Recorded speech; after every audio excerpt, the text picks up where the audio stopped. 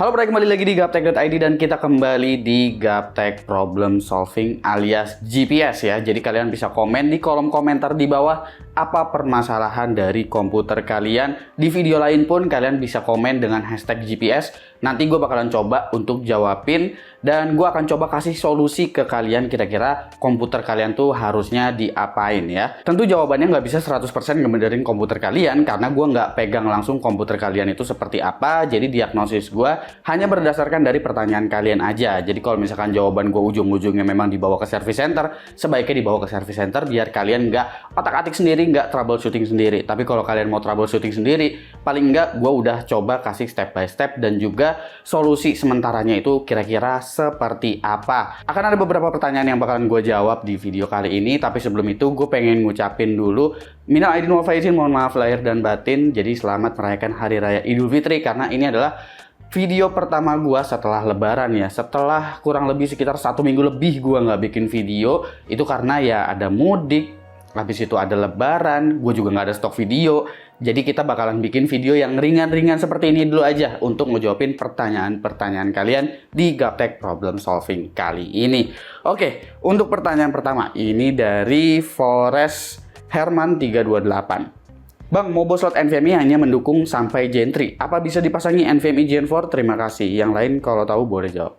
Oke, jadi untuk motherboard yang mendukung NVMe PCIe Gen 3 aja, itu kalian bisa kok pakai NVMe PCIe Gen 4. Kenapa nggak belinya Gen 3 aja? Nah, mungkin orang-orang sekarang mikirnya karena untuk Gen 3 itu udah mulai jarang, ditambah lagi harga yang Gen 3 dan juga Gen 4 yang versi bawah, itu memang harganya benar-benar beda tipis. Jadi kalau kalian berencana mau pakai NVMe PCIe Gen 4 bisa, dengan catatan speednya itu bakalan ke limit mentoknya di 3,5 GB per second sekuensialnya. Jadi kalian bisa beli NVMe PCIe Gen 4 yang memang versi light lah, rata-rata dikasih nama light sih, dengan kecepatan kurang lebih ya mirip-mirip seperti Gen 3 kelas atas di sekitar 3,5 GB per second. Kita lanjut ke pertanyaan berikutnya. Ini ada dari Fibritania 6944. Bang, Intel Gen 8 itu sistem kerjanya mirip kayak Gen 10, 11, dan di atasnya. Maksudnya itu kerja di TJ Max tapi clocknya bisa nyentuh tinggi. Karena suhunya di laptop cukup tinggi juga kalau dilihat, padahal udah dikasih cooling pad dan pendingin lainnya.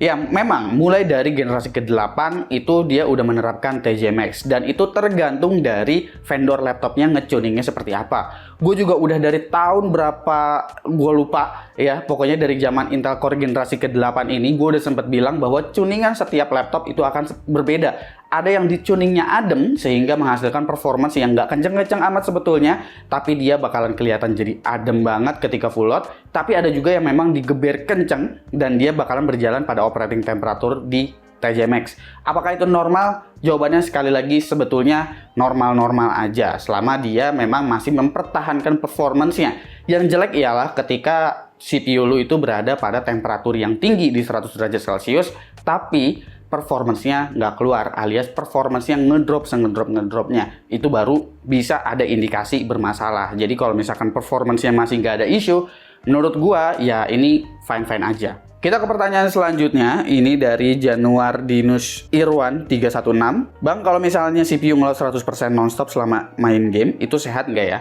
Nah, sebenarnya ini tergantung dari game yang kalian mainin. Kalau misalkan main gamenya itu ternyata butuh CPU load yang tinggi, sebetulnya 100% itu nggak apa-apa, yang berarti CPU lu bekerja gitu. Yang masalah adalah ketika lu bermain game atau lu ngejalanin software, CPU lu nggak kerja, GPU lu nggak kerja, terus akhirnya game lu juga jadinya nggak jalan, ngehang, itu baru jadi masalah. Tapi kalau lu main game, CPU loadnya itu 100% dan gamenya berjalan baik-baik aja, nggak ada patah-patah, nggak perlu dikhawatirkan karena berarti CPU-nya bekerja sesuai peruntukannya ya. Jadi saran gue sebaiknya kalau kalian parno dengan persentase seperti ini, percentage CPU 100%, GPU 100%, temperatur tinggi, sebaiknya kalian uninstall aja hardware monitoring kalian seperti HW Info, Afterburner, Riva Tuner, dan kawan-kawannya biar kalian juga nggak terlalu panik. Ketika kalian ngerasa PC kalian ada masalah, ada isu, ada trouble, terus kalian PC-nya ngerasa kayak nge-lag lah, patah-patah, baru kalian bisa cek untuk diagnosis menggunakan si HW Info ini. Jadi nggak selalu kalian itu mantau si HW Info dan juga software monitoring lainnya ketika kalian menggunakan PC atau komputer atau laptop kalian. Ya, biar kalian nggak terlalu parno sama hal-hal yang kayak gini.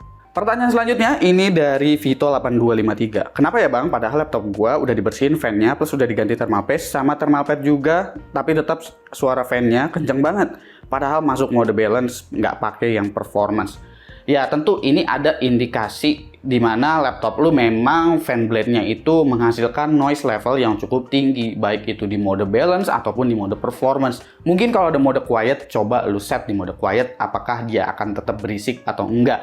Nah, berisiknya ini juga lu harus perhatiin lagi sebetulnya. Kalau lu boleh cek, lu coba buka bagian covernya, terus lu nyalain laptopnya, apakah fan speednya itu berjalan kenceng terus atau enggak. Nah, kalau kasus-kasus kayak begini, baru kalian bisa cek ke software monitoring juga. Siapa tahu fan RPM-nya itu ke-detect di HW Info, jadi kalian bisa cek nih, mode balance dan juga mode performance itu RPM dari fan speednya itu beda atau enggak. Kalau misalkan fan speednya itu berjalan pada RPM yang lebih kecil, tapi suaranya memang masih berisik, ya itu tandanya memang fan dari laptop lu memang cenderung berisik aja gitu. Tapi kalau misalkan ternyata lu udah pakai mode balance dan ternyata fan speednya masih tetap muter kenceng, itu kemungkinan ada yang salah juga dari mounting pada saat lu habis ngeganti thermal paste gitu. Jadi temperatur juga mohon untuk dicek ya, ada perubahan atau enggak, terus kira-kira clock speednya ada perbedaan atau enggak. Silahkan menggunakan software monitoring untuk kasus seperti ini. Dan kalau misalkan fan speednya udah ada bermasalah, tentu lu udah nggak bisa diagnosis apa-apa lagi, hanya service center yang bisa ngebantuin lo atau tempat service di mana lo bisa percaya tempat servisnya. Oke, pertanyaan selanjutnya ya, ini dari Ahmad Rudiansyah Halimudin. Bang mau nanya, Vega saya kok fan-nya kadang kenceng, kadang lambat, bahkan sampai pernah mati. Anehnya lagi, itu cuma satu fan bang. Fan yang sebelahnya normal-normal aja, tapi seringkali juga normal-normal aja sih bang. Maksudnya gimana sih? Cuma kalau lagi kambuh, gue panik sih, soalnya fan-nya berisik banget. Pernah ngalamin nggak? Atau cuma gua? Gini, jadi sebenarnya kartu grafis yang memang modern zaman sekarang itu banyak yang menerapkan sistem 0 dB fan, baik itu dual fan ataupun triple fan. Nah, kadang yang triple fan ini dia ketika temperatur tertentu tapi belum sampai tinggi banget temperaturnya, dia cuma muter di satu fan aja. Jadi apakah itu normal, fan-nya berhenti, muter gitu, dan itu cuma satu fan doang? Itu normal-normal aja, nggak usah panik. Kalau misalkan berisik, ya itu mungkin fan dari kartu grafis lu aja yang memang cenderung berisik noise-nya. Gue nggak tahu tipe kartu grafis lu di sini apa karena lu nggak sebutin, tapi ini adalah sistem dari 0 dB fan yang memang bekerja. Justru yang nggak normal adalah ketika ketiga fan atau kedua fan dari kartu grafis lu itu muter terus dengan RPM yang tinggi. Kalau misalkan kartu grafis lu nggak mendukung 0 dB fan, dan dia muter terus, tentu itu normal. Tapi biasanya ketika dia idle, dia nggak bakalan muter dengan RPM yang tinggi karena udah ada curve-nya tuh biasanya ya. Oke, kita ke pertanyaan selanjutnya. Ini adalah dari Rama Lazuardi. Hai Bang Suki, PC pas awal-awal rakit kipas VGA idle masih 0 RPM fan. Ini mirip-mirip kayak tadi. Tapi sekarang udah 1 tahun hidupin PC aja, kipas VGA udah muter dan keadaan idle atau browsing itu panas banget bang. Aku pakai Galaxy RTX 3060 Ti. Nah, kalau ini disebutin nih, tapi tipenya sih nggak disebutin, cuma brandnya aja. FYI, aku pernah install Extreme Tuner, terus besoknya langsung ku uninstall karena aku pikir nggak ngaruh. Sama sekalian mau buku Gigabyte B550M DS3H itu fitur RGB Fusion-nya kenapa ya nggak detect RAM-RAMku T-Force Delta RGB 32GB. Ini maksudnya nggak detect RGB-nya kali ya, bukan RAM-nya. Untuk 2 kali pakai Mobo Gigabyte problem di RGB Fusion. Nah, itu kan betul. Sama problem PC-nya nyala tapi nggak nampil monitor. Untuk problem PC nggak nampil udah fix. Tapi mau tanya juga, Mobo Gigabyte emang gitukah banyak problem? Oke, gua akan jawab satu per satu. Ini kalau 0 dB-nya itu udah nggak hidup, lu coba reinstall drivernya, dan untuk utilities coba lu di-uninstall dulu semuanya. Kalau memang masih bermasalah seperti ini, fan-nya masih tetap muter terus walaupun dalam keadaan idle, coba lu cek temperatur idle-nya itu berapa. Kalau misalkan temperatur idle-nya memang di atas 55 derajat Celcius, agak mengkhawatirkan, sebaiknya lu coba cek coolingnya, lu bisa coba ripasta. Gue udah nggak tahu nih berapa tahun nih 3060 Ti-nya ya. Kalau memang masih garansi, sebaiknya garansiin ya, karena garansi VGA rata-rata 3 tahun. Gue nggak tahu sih Galaxy berapa tahun, lupa gue. Kayaknya 3 tahun juga deh. Tapi kalau udah lebih dari 3 tahun, ya cek aja temperatur idle-nya lebih dari 55 atau enggak. Karena kalau lebih dari 55 derajat Celcius, memang fan-nya bakalan muter. Tapi idle 55 derajat Celcius untuk sebuah 3060 Ti itu sebetulnya nggak normal. Jadi sebaiknya lu udah mulai concern untuk ganti thermal paste dari kartu grafisnya. Kedua adalah motherboard Gigabyte dengan RGB Fusion-nya yang memang agak-agak ya. Jujur aja, memang RGB Fusion ini bukan salah satu software RGB yang terbaik. Bahkan hampir semua software RGB itu memang ada aja hal semacam seperti ini. Salah satu software RGB yang menurut gue paling oke itu memang dari ROG, yaitu adalah Armoury Crate. Sementara untuk Gigabyte, ASRock, MSI, hampir semuanya ngalamin kayak gini. Nggak detect lah, atau RGB-nya berubah-berubah lah.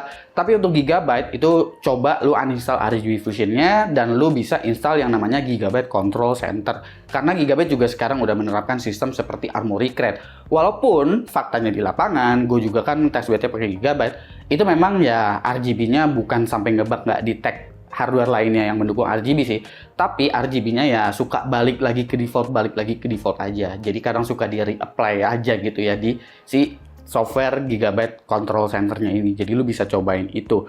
Nah, kalau urusan nggak nampil ke monitor sih ya ini biasanya cuman perkara dari kartu grafis lu kan tentunya, karena kan lu nyolokin di kartu grafis. Selama sistemnya dia di LED debug itu ngedetect ada VGA dan segala macam, harusnya dia bakalan display gitu. Jadi gua kayaknya bakalan lebih concern untuk ngecek kartu grafis lu sih sebetulnya daripada motherboard lu. Kalau motherboard lu sebetulnya nggak bermasalah, tapi memang untuk RGB Fusion memang agak-agak seperti itulah. Nah, at least nggak separah ASRock lah untuk urusan RGB-RGB-an ini. Kalau bisa sih RGB mah matiin aja lah. Oke, kita ke pertanyaan selanjutnya. Ini dari Kasmira. Bang, ada saran buat pengguna platform AM4 terakhir bersihin PC pas mau cabut, ayo cooler, CPU gue nyangkut di coolernya. Ini udah korban keberapa ya kayak begini. Dan kecabut dari soket, padahal masih kelok pengunci soketnya, untungnya masih bisa dipakai monggonya. Nyari pengaman CPU kayak LG 1700 sama AM5 di online shopping gak nemu. Ya sebetulnya ada beberapa cara sih biar lu bisa aman ya. Jadi lu bisa coba hidupin aja dulu PC lu, nggak usah dikasih load sebetulnya, karena di temperatur 50 derajat Celcius juga sebetulnya dia udah nggak bakalan kering tuh si pastanya gitu. Jadi ketika kalian abis nyalain PC langsung matiin, langsung bongkar gitu ya. Nah, ketika kalian bongkar jangan langsung ditarik, puter dulu, goyang-goyangin begini dulu, abis itu baru dicabut. Kalau kalian main langsung cabut aja ya itu memang kebanyakan masalah. Nggak cuma AM4, AM3 pun banyak yang kayak begitu karena sistem soketnya masih sama.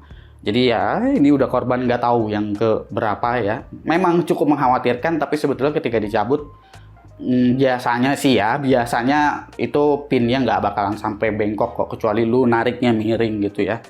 Oke, jadi saran gue sih begitu aja. Kalau misalkan lu nggak nyalain dulu PC lu dan lu dalam kondisi bener-bener mati udah lama gitu, terus habis itu lu baru cabutnya ya lu geser-geser kanan kiri dulu, jangan langsung main tarik aja ke atas. Selanjutnya ini dari Dirun FX 577. Bang, gue mau rakit PC RAM-nya 16x4, soalnya butuh RAM gede buat cache software Autodesk Maya. Saran dong pakai mobo apa, takutnya kalau asal 4 slot doang performa speed RAM-nya bakal turun kalau full di 4 slot.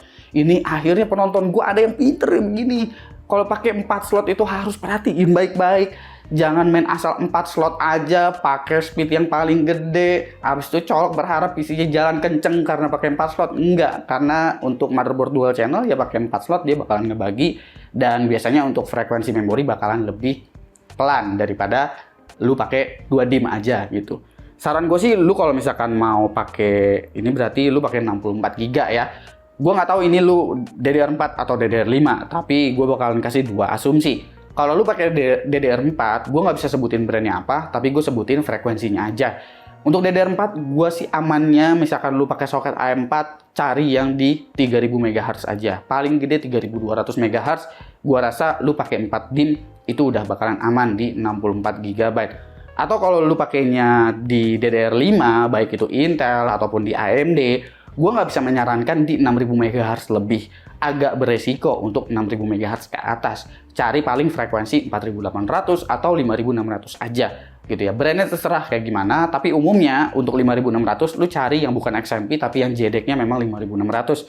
Jadi itu bakalan aman untuk jalan di 4 DIMM.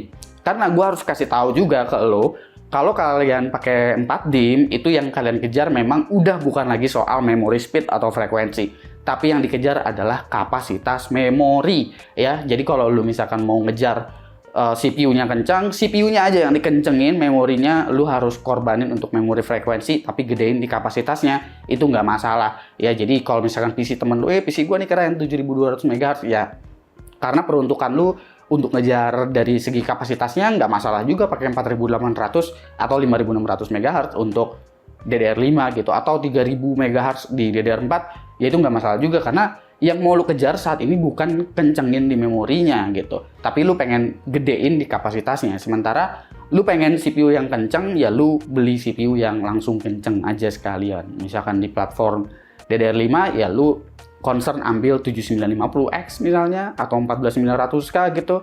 Kalau di AM4 ya berarti pilihannya 5950X kayak begitu. Oke. Apakah masih ada pertanyaan lain? Oh, sudah tidak ada. Berarti total ada sekitar 8 atau 9 pertanyaan yang gue jawabin di GPS kali ini. Kalau kalian punya permasalahan komputer juga, atau permasalahan PC, permasalahan laptop, kalian boleh komen di kolom komentar di bawah dengan hashtag GPS, atau di video-video lainnya bebas saja dengan hashtag GPS. Nanti gue bakalan coba jawabin dan coba kasih solusi ke kalian, kira-kira troubleshootingnya harus seperti apa. Semoga video ini bisa membantu kalian dalam permasalahan komputer kalian, dan kalian bisa coba untuk troubleshooting sendiri, atau paling nggak kalian udah tahu permasalahannya apa jika kalian mau bawa ke service center atau ke tukang servis. Komen di bawah dengan permasalahan komputer kalian. Jangan lupa subscribe Gosuki, dan seperti biasa, sampai jumpa di lain kesempatan.